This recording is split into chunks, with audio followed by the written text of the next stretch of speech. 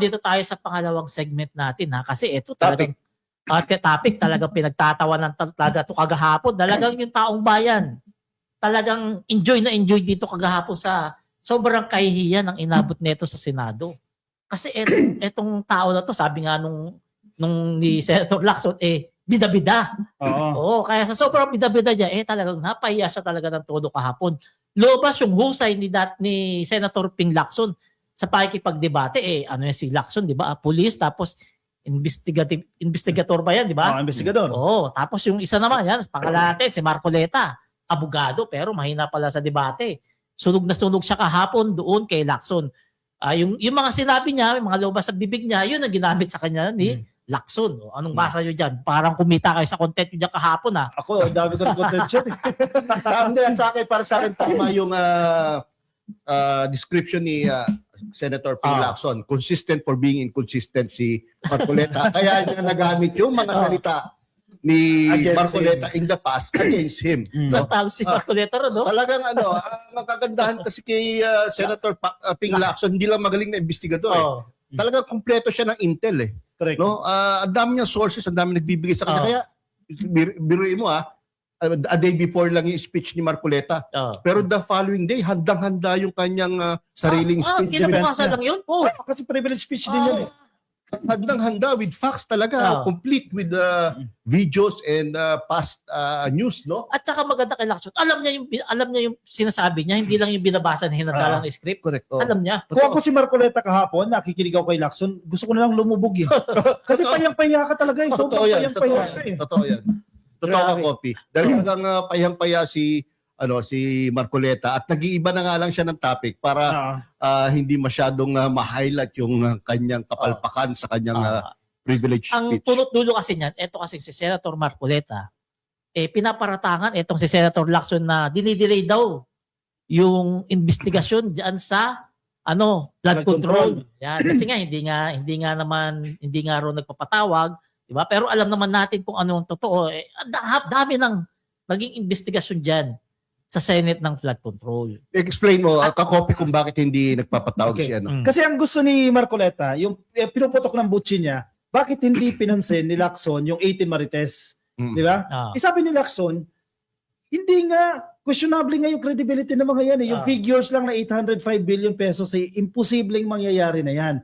At nagsalita na rin ng Philippine Navy na hindi naman mga Marines yung iba dyan. Yung 4 dyan, hindi naging parte ng Marines. So, questionable na yung credibility. Hindi naman ibig sabihin na lahat, mayroon ako sasabihin against the government, ipapatawag mo sa Blue Ribbon Committee. Tama naman. Hindi in-entertain ni Lacson yan. Yan ang kinakaputok ng butchi ni Marcoleta. Kasi sinasabi ni Marcoleta, hinusgahan nyo na agad naging doubtful na agad kayo doon sa 18 Marites na dapat, na dapat ipatawag ninyo sa hearing kasi nga, may mga sinasabi sila against the government na dapat pinakinggan at sana ma-verify natin kung sinalang sa hearing. Ang problema kasi, yung basic na nalaman or mga sinabi ng mga 18 Marites na to, no? Hindi na papas agad kay Senator Pampilo Lacson, no? Meron akong tawag diyan the math is not mathing, the logic is not logicking diba? Kasi kung i-compute mo, no, honestly, yung mga figures na ginamit ng 18 Marites na to, for instance, 805 billion. Alam niyo po yung 805 billion na nag-concentrate daw kay Saldico, that's ang total money in circulation lang sa Pilipinas is nasa 3 trillion. So kung 805, ilang percent yun? 20+%. 20+% naka-concentrate sa isang tao. Diba? Imposible. Ngayon, kung ang 805 billion na yan, i-deliver mo at 500 million a day. Ilang maleta. No? Aabutin po yan ng 16,100 maleta. Ang dami. 16,000. Kinumpit ko na yan. Dahil nag-editorial na ako dyan. 16,100. Tapos, i-deliver mo yon ilang araw? Ng 4 years and 4 months every day. So, imagine that. Hindi tatama yung sinasabi nila na 3 times a week. Paano nila lulusot Tapos sinasabi nila 3 to 5 maleta dinideliver. Katulad yung kay Bongbong. Yung unang sinabi, 5 maleta. Yung susunod na sinabi, 3 maleta. Kaya yung credibility na apektuhan Hindi nila sinagot yun? Wala, hindi nila kayang sagutin yun. Dahil hindi mo naman 4,000 days, grabe. mga ka-BBM, mga kaya figures don't lie. Hindi nyo po pwedeng i-dispute ang figures. No? Ano po, exact science po yan eh. Math po yan eh. Exact po yan. Hindi nyo pwedeng i-debunk yan. Kaya hindi nila ma-debunk yung privilege speech ni Senator Panfilo Lacson tungkol sa palpak na numero na sinabi nitong 18 Marites. Kasi gawa-gawa lang eh. Hindi talaga nila madidebunk yun kasi yung pinagbasihan ni Senator Panfilo Lacson ng computation niya, yung mga sinabi mismo Correct. ni Baligod at saka ng mga Marines na yun na kung gaano karaming pera, tapos i-divide doon sa maleta, i-divide kung ilang araw, 40. 4 years and 4 months. Oh, Every day, wala pang 4 years si PBBM kung tutusin. wala. Wala pa, di ba? Doon sila nadadali. Hindi saka yung everyday. Imagine the logistics. Yung correct. Yung kailangan mong maleta, yung kailangan mong sasakyan, yung kailangan mong guard, at dapat nakikita yun sa CCTV kapag ni-receive. Yung dapat may mga logbook siya, lalo pag pumasok ka sa Forbes Park o sa mga exclusive subdivisions. Hindi ganun kadali. Patunayan yan. Sa Forbes Diba? Park, Nako. Di ba diyan ka nakatira, pre? Hindi, doon ako nagdi-deliver. Hindi, may customer kasi kami dyan, nagdi-deliver kami ng bigas. Kilala ko yan. Monthly, 300 sa ako kinuha sa amin. Kala ko yan. Ganyan kabigtan niya si Palerista eh. Pag nagdi-deliver kami ng bigas doon, napakaraming chechebureche. Hindi, may Lahat ng ID, titingnan ba, kamukha ko yung ID. Bukod sa itatawag pa sa Tatawagan pa yung dideliveran Yung namin. recipient. So kakapagtaka, ang tagal-tagal na itong issue na to, hindi man lang trabahuin nila Mike Defensor yan, na kumuha man lang ng CCTV footage. Yun sabi, Diba? bobo. Bobo raw.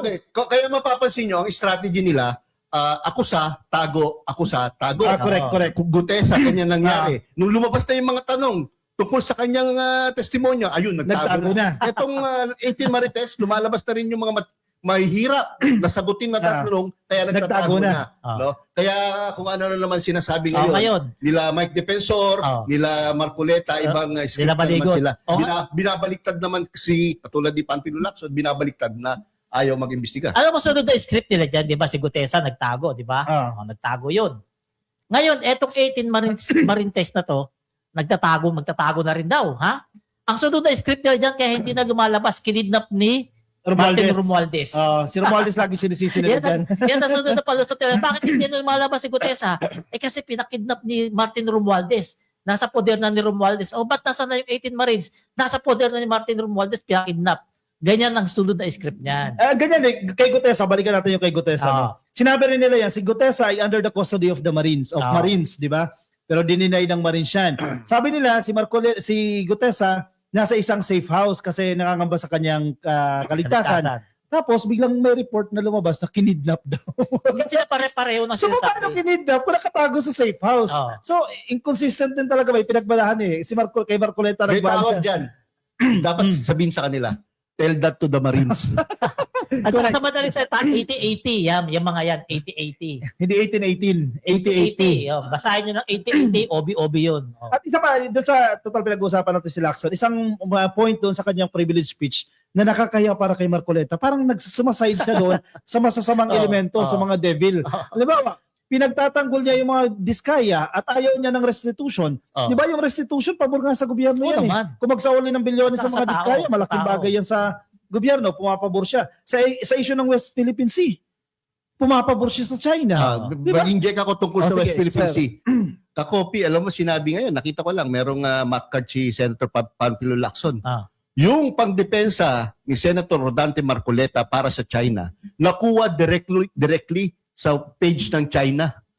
Doon niya kinuha mismo. So, ibig sabihin, ano siya? Senador ba siya ng China? Di ba? Kaya nga sa post ko, sabi ko, yes. Nasa kasi may event siya. Si Senator Panfilo Lacson mismo nag-post sa kanyang page na yun ang sinabi niya. No? Kaya nga sabi ko, sa susunod na i-introduce si Senator Marcoleta sa Senate floor, dapat ang sabihin, gentleman from China. Hindi na gentleman from Tarlac and Pampanga. Pampanga ba siya? Tarlac and Pampanga kapag ini-introduce. Ayan, grabe. Kaya hindi mo masisisi yung mga kababayan natin kung talagang malaki ang pagkampi nila kay Senator Panfilo Lacson. Kasi karamihan ng kababayan natin, syempre binabalansin nila kung ano yung totoo. Syempre nakikita nila itong si Marcoleta, puro sablay ang mga sinasabi, lumalabas sa kanya bibig at pawang katotohanan naman ang kay Senator Panfilo Lacson. Kaya ganun na lamang siya palakpakan sa kahapon ng ating mga kababayan. At kapag nagsalita si Lacson, no, supported with evidence. Oo naman. Di ba? Si Marcoleta kasi more on sabi-sabi lang eh. Oo. Wala siyang batayan. Si Lacson may ito, Exhibit A. Ito yung speech niya na sinabi niya, etc. Ito yung mga supporting images, may mga documentary Halatang sanay, na no? magsasabi na Tama yung description mo babagsak siya eh. kanina eh. Parang kakainin na ng lupa o ano na eh. no? Lulubog talaga eh. Lulubog na talaga eh. No? Alam mo, paliwanag ng mga dides dyan. Uy, grabe si Lacson. Nilampaso ni Marcoleta. Palibasa, hindi nakakaintindi ng usapan eh. Oo. Kaya ganun yung At paliwanag nila. pinapakita nila lang no, yung sinasabi ni Marcoleta sa interpellation kay Lacson. Hindi nila pinapakita yung kabuuan. yung speech ni Lacson or At yung saka kabuuan. makikita mo kay Lacson parang naubusan na ng pasyensya eh, no? Oo, Sa mga ginagawa. Ikaw ba naman kay pre, Marcoleta. araw-araw, sabi ni Lacson lahat ng interviews ko, kabisado ni Marcoleta. Talagang binabantayan talaga siya. Di ba? Sino ba naman di ba pipikon dyan? Nagne-netpick pa siya. O ito lang, gusto ko i-highlight kasi gagawa ng intriga. Oo. Napikon na rin talaga. Pero si na Lacson. ano nyo ba yun kung bakit ganun si Marcoleta kay Lacson? Sinabi ni Senator Lacson Yung sa Bakit? dahil impeachment. yung last year tungkol sa impeachment, no? Napahiya niya daw Pahiya talaga. si Lacson. Marcoleta Oo. tungkol sa sinabi niya. Kasi siya ang lawyer, tapos parang mas tama pa yung sinabi ni Senator Ping Lacson, no? Tungkol sa Ano yan eh? patakaran sa Rules yan eh. Senado. Senate Oo, rules. Senate rules, di ba? Patungkol sa, nag-motion kasi si Marcoleta that time na gusto niyang i-dismiss yung impeachment case si Sara Duterte. Wala naman sa rules na pwede mag-motion na i-dismiss. Correct. Diyan siya napahiya. Abogado siya, napahiya siya ng isang Hindi non-lawyer. abogado. Oo. Pero hindi mo talaga matatawaran ng husay itong si Senator Panfilo Lacson, no?